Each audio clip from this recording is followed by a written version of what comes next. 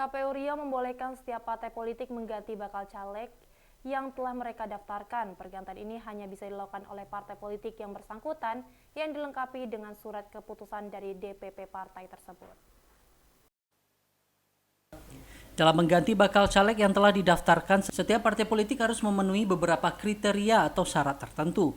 Menurut Komisioner KPU Riau Nugroho Noto Susanto, ada beberapa alasan yang dibolehkan untuk mengganti bacalek, yaitu bacalek bersangkutan meninggal dunia, mengundurkan diri, atau diganti karena alasan lain. Adapun prosedur yang bisa dilakukan oleh parpol bersangkutan untuk mengganti bacalek tersebut yakni dengan mengajukan permohonan pergantian dengan melampirkan surat keputusan dari DPP parpol bersangkutan.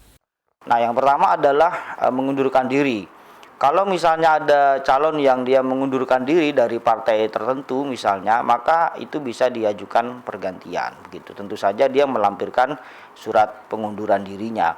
Kemudian yang kedua, dia bisa diganti karena misalnya meninggal dunia gitu ya. Tentu soal meninggal ini urusan Tuhan, urusan Allah Subhanahu wa taala.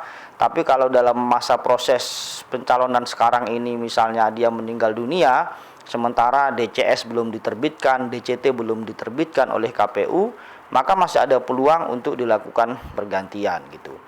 Nah, yang ketiga itu ada semacam kebijakan partai politik untuk mengajukan pergantian sepanjang memang disetujui oleh pengurus partai politik di tingkat pusat gitu ya. Nah, tentu saja ini menjadi kewenangan dari partai politik dan kami tentu tidak melihat apa-apa yang menyebabkan adanya pengusulan pergantian. Itu sepenuhnya menjadi kewenangan daripada partai politik. Sementara mengenai jadwal bagi parpol untuk mengusulkan pergantian terbagi menjadi beberapa tahapan, mulai daripada saat perbaikan berkas persyaratan bacalek yang ditutup 9 Juli lalu, kemudian saat pencermatan daftar caleg sementara atau DCS yakni 9 Agustus nanti, hingga pada proses tahapan pencermatan DCT atau daftar caleg tetap pada 21 September mendatang. Di Pranata, Tejo Sudiro, Ceria TV melaporkan.